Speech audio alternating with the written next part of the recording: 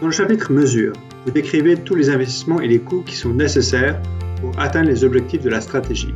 Les mesures sont réparties entre les sections suivantes. Mesures de marketing, projet et innovation, planification du personnel, infrastructure et installation. Les différents postes sont présentés dans le compte de résultats. Si vous avez créé un business model Canva, vous pouvez transférer la structure de coûts développée dans celui-ci. C'est très important, dans ce chapitre, vous saisissez tous les coûts en milliers. Les mesures de marketing sont particulièrement importantes lors du lancement d'une entreprise, afin que votre société ou votre produit gagne en visibilité et donc en clients.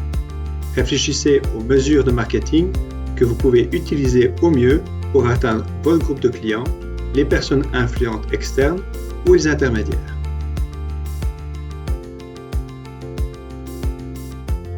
Pour chaque mesure marketing, définissez le groupe cible que vous souhaitez atteindre, la mesure que vous souhaitez prendre, puis décrivez la mesure spécifique.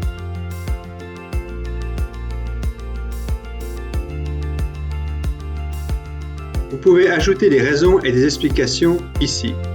Vous pouvez saisir des plans de marketing détaillés en tant que pièce jointe.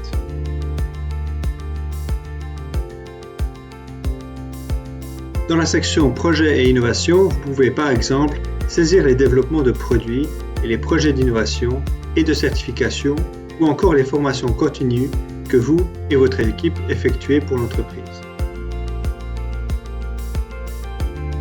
Saisissez d'abord le début du projet, la fin du projet et les coûts totaux, puis répartissez les coûts sur les années au cours desquelles ils se produisent réellement.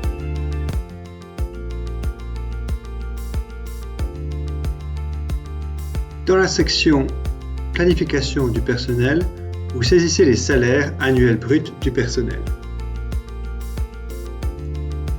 N'oubliez pas d'enregistrer également les coûts non salariaux qui sont encourus dans les différentes assurances personnelles des employés.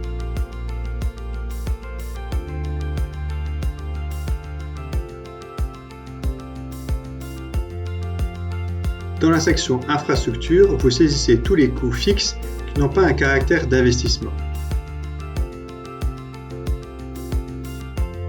Par exemple les loyers, les assurances immobilières et les frais de location. Dans la section Placement, vous saisissez toutes les acquisitions à caractère d'investissement, par exemple votre équipement.